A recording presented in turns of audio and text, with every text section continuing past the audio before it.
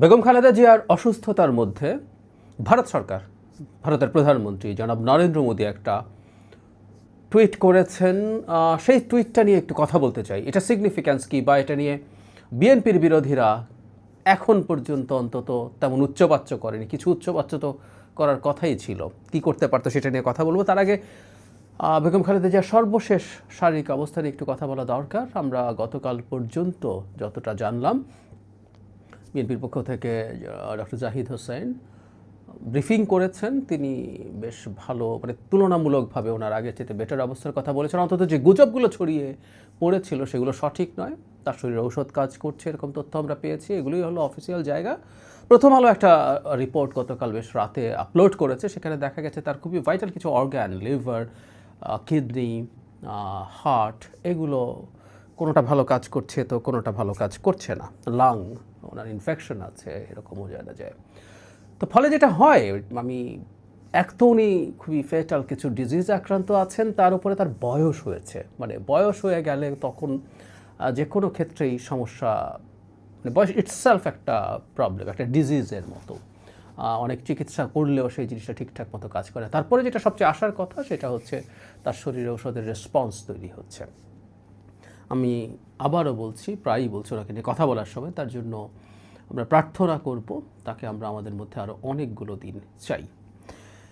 যে ব্যাপারটা নিয়ে কথা বলতে চাই, যেটা আসলে রাজনৈতিকভাবে আজ না হলেও ভবিষ্যতে একটা সিগনিফিক্যান্ট বিষয় হয়ে দাঁড়াবে, সেটা হচ্ছে জনাব নরেন্দ্র মোদী একটা টুইট করেছেন দুদিন আগে।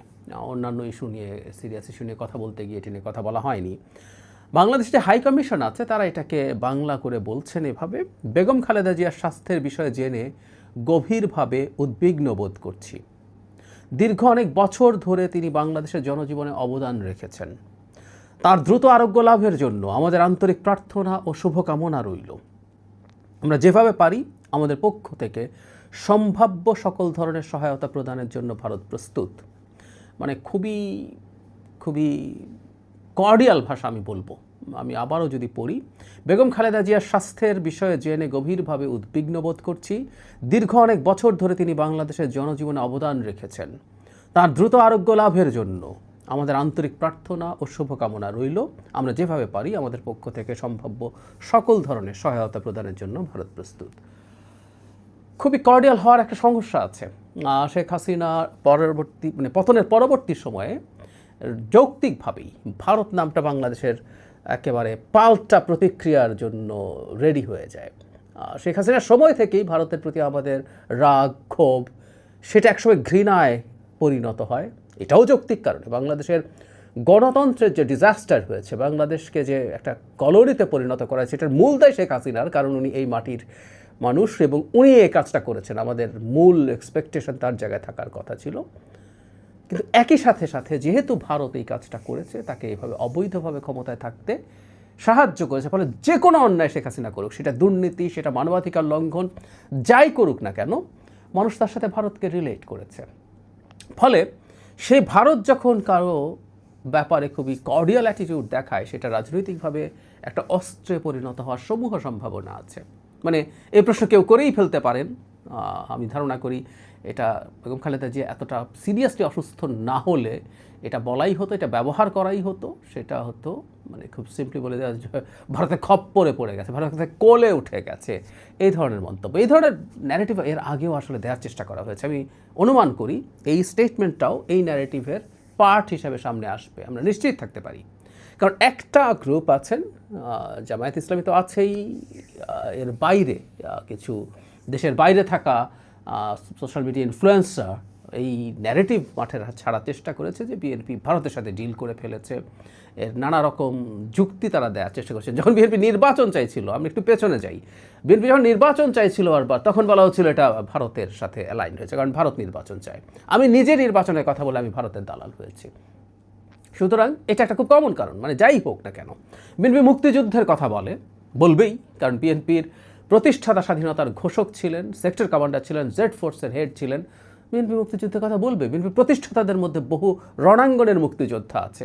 আর খুব স্বাভাবিকভাবে বিএনপি এখন মুক্তিযুদ্ধ ইস্যুটাকে আরও বেশি আনবে তার পলিটিক্যাল প্রয়োজনে। সব কিছুই পলিটিক্যাল হিসেব নিকেশ করবে রাজনৈতিক দল।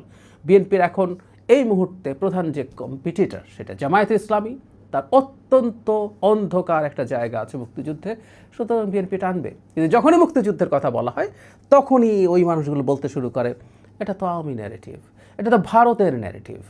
আমরা বহুবার বলেছি আওয়ামী মুক্তিযুদ্ধের যে ন্যারেটিভ সেটাকে আমরা ডিসওন করি, সেটাকে আমরা কোনোভাবেই গ্রহণ করি না, আমরা ফেলে দেই।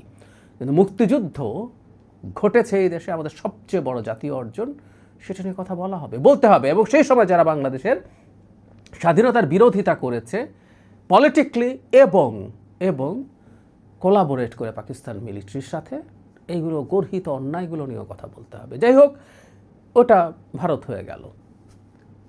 এখন এই জিনিসটা ছেড়ে দেওয়া হবে। নরেন্দ্র মোদী এত কর্ডিয়ালি বেগম খালেদা জিয়া সম্পর্কে এভাবে বলছেন, তো বিএনপি তো ভারতের কোলে উঠে গেছে বলার আরেকটা মোক্ষম মৌকা পাওয়া গেছে, যদিও সেই ব্যাপারটা ব্যবহার করা এখনও হয়নি। আবারও বলছি, এটা হবে।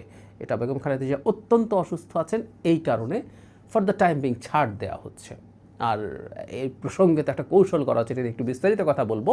বেগম খালেদা জিয়াকে যথেষ্ট উঁচুতে তুলে দিয়ে যেন তারেক রহমানকে আক্রমণ করার এবং খাটো করে তুচ্ছ তাচ্ছিল্য করার একটা প্রবণতা আছে এই গ্রুপটার। ফলে এই মন্তব্যটা, মোদির এই মন্তব্যটা নিয়ে ফর দ্য টাইমিং তারা কিছু করেননি। কিন্তু আমরা এই মন্তব্যটাকে আসলে কীভাবে পাঠ করব সেটা খুব জরুরি। খেয়াল করে তিনি তার সব রকম সাহায্য সহযোগিতা করার কথা বলছেন স্টেটমেন্টে, এবং রিসেন্ট সময় আমরা বলবো বাংলাদেশ সরকারের সাথে, রিসেন্ট সময় না, ইনফ্যাক্ট সমস্যাটা অ্যাকিউট অবস্থা একটু কাটলেও রিসেন্ট সময় একটু এটা সংকটটা কমেছে, কিন্তু এই সরকারের সাথে সম্পর্ক ভালো না।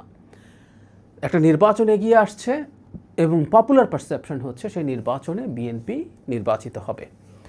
ভারত এই স্টেটমেন্টের মাধ্যমে আমি মনে করি ন্যূনতম হলেও সে কিছুটা বাস্তবতার জ্ঞান আমাদের সামনে দেখাচ্ছে। বিএনপি যদি ক্ষমতায় আসতে পারে, বিএনপির সাথে কিছুটা হলে সুসম্পর্ক তৈরি করা দরকার। বিএনপির সাথে আসলে সুসম্পর্ক তৈরির চেষ্টা ভারতকেই করতে হবে, কারণ এই যে শেখ হাসিনাকে ক্ষমতায় অন্যায়ভাবে রাখার সবচেয়ে বড় মাসুল বিএনপি দিয়েছে। কারণ রাজনৈতিক দলের ক্ষেত্রে বলছি, জনগণ তো দিয়েছেই, রাজনৈতিক দলের ক্ষেত্রে হলো তার ক্ষমতায় যাওয়ার কথা ছিল, সে একটা রাজনৈতিক দল, ক্ষমতায় যাওয়াই তার কাজ। শুধু সেটা না, এই যে ক্ষমতায় যেতে পারলো না তাতে শেষ হয় নাই। শেখ হাসিনা তার অবৈধ ক্ষমতা টিকিয়ে রাখার জন্য যে অকল্পনীয় অত্যাচার বিরোধী দলের উপরে করেছে, তার মধ্যে এটা প্রায় শতভাগী হয়েছে বিএনপির উপরে। সুতরাং বিএনপির সাথে ভারতের একটা খুবই নেগেটিভ অবস্থা তৈরি হয়ে যাওয়ার সম্ভাবনা আছে, এবং ভারতের এই চেষ্টা করতে হবে এটা মোটামুটি একটা ওয়ার্কিং রিলেশনশিপের পর্যায়ে নিয়ে যাওয়ার। আর বিএনপির মতো দলেরও যেটা মনে রাখতে হবে সেটা হচ্ছে কি করা হয়েছিল সেটা না, এই ইন্টারন্যাশনাল রিলেশনসের ক্ষেত্রে আর ভারতের সাথে তো আমাদের জিওপলিটিক্যাল হিসাব আছে, কারণ আমরা পজিশনগত কারণেই আমরা পরস্পরের জন্য ইম্পর্টেন্ট। সো এই জিওপলিটিক্যাল কারণে তাদের মধ্যে একটা ওয়ার্কিং রিলেশনশিপ লাগবে। এবং আমরা প্রায় বলি এটা, এই সরকারের শেখ হাসিনার পতনের পর ডক্টর ইউনূসের এই সরকার যে বেঞ্চমার্ক তৈরি করেছে, ভারতের সাথে শত্রুতা করতে হবে না, ডক্টর ইউনূস কোনো শত্রুতার কাজ করেননি, কিন্তু মাথা উঁচু করে মেরুদণ্ড শক্ত করে নিজের স্বার্থের ব্যাপারে আলাপ আলোচনা করা, এটা আমাদের করে যেতেই হবে। সো বিএনপি সেটা করতে হবে, কিন্তু ভারতের দিক থেকে আমরা এই অ্যাটিটিউড দেখছি যে ভারত এনগেজ করতে চায় বিএনপির সাথে, ভারত বিএনপির সাথে কাজ করতে চায়। দীর্ঘদিন আমরা খেয়াল করেছি চায়না এই কাজটা খুবই কর্ডিয়ালি করার চেষ্টা করেছে, কারণ বেগম জিয়ার চিকিৎসার জন্য চাইনিজে একটা টিমও এসে হাজির হয়েছে আমরা দেখেছি। শুধু সেটা না, বিএনপির বহু নেতা চায়নাতে গেছেন, চাইনিজ অ্যাম্বাসেডার বেগম খালেদা জিয়ার সাথে দেখা করেছেন, একাধিকবার সিনিয়র নেতাদের সাথে কথা বলেছেন। আর শেখ হাসিনার পরবর্তী দিকে 2018 নির্বাচন বা তারপরের পুরো সময় আমরা চায়নাকে দেখেছি যে শেখ হাসিনার দাবেদারি করতে, সেই জায়গা থেকে তারা বাস্তবতা বুঝে এদিকে আসছে। ভারত দেরিতে হলেও আমি ধারণা করি যে তারা এই চেষ্টাটা করছে বা করবে। এটুকু বলে শেষ করি, প্রায় বলি কথাটা, বাংলাদেশে একটা বিশৃঙ্খল পরিস্থিতি হওয়া, মুখে যাই বলুক না কেন, ভারতের জন্য সবচেয়ে সুবিধাজনক। আর সেটা যদি না হয়, সে একটা নির্বাচিত সরকার আপাতত চায়। এর মানে এই না সেই সরকারটাকে সে হাসিনা বানাতে পারবে। কেউ বলবে নির্বাচিত সরকার চায় মানে হলো আবার সেই সরকারটা হাসিনার মতো হয়ে যাবে। না, নির্বাচিত সরকার চায় কারণ এই সরকারের সাথে ভারতের যথেষ্ট খারাপ সম্পর্ক হয়ে গেছে। আর যেহেতু সরকারের একটা টেনিয়র আছে, এটা অল্প সময় শেষ হবে, ভারত আর এই ব্যাপারে কাজ করতে আগ্রহী না। এবং ভারতের অনেককে বলতে দেখেছি, এটাও সঠিক কথা, সেটা হচ্ছে এই সরকারের অনেকগুলো পাওয়ার সেন্টার আছে, একটা উপদেষ্টা পরিষদ আছে, দীর্ঘ সময় স্টুডেন্টরা, কোঅর্ডিনেটররা বেশ পাওয়ারফুল ছিল, মিলিটারি পাওয়ারফুল আছে, একটা মেইন সেটার সিদ্ধান্ত সঠিক হোক ভুল হোক একটা নির্দিষ্ট জায়গা থেকে সিদ্ধান্ত নেওয়া হচ্ছে, এটা না হলে একটা সরকারের সাথে কাজ করা খুবই টাফ। সো ভারত আগামী নির্বাচনে বাস্তবতা বুঝতে পারছে, আমরা এটাকে ওয়েলকাম করতে চাই এবং বিএনপিরও উচিত হবে, মানে জামাত যে ক্ষমতায় আসে সে টাইপের কথা বলতে প্রস্তুত নই, জামাত ক্ষমতায় আসছে না, বিএনপি ক্ষমতায় যাবে যদি নির্বাচনটা ফেয়ার হয়, ঠিকঠাক মতো হয়, সেই বিএনপিরও উচিত হবে ভারতের সাথে একটা working relationship as early as possible establish করা এবং অবশ্যই সেটা দেশের স্বার্থ, দেশের মর্যাদা বিকিয়ে দিয়ে না। এই সচেতনতা আমি বিশ্বাস করি বিএনপি নেতৃত্বের আছে।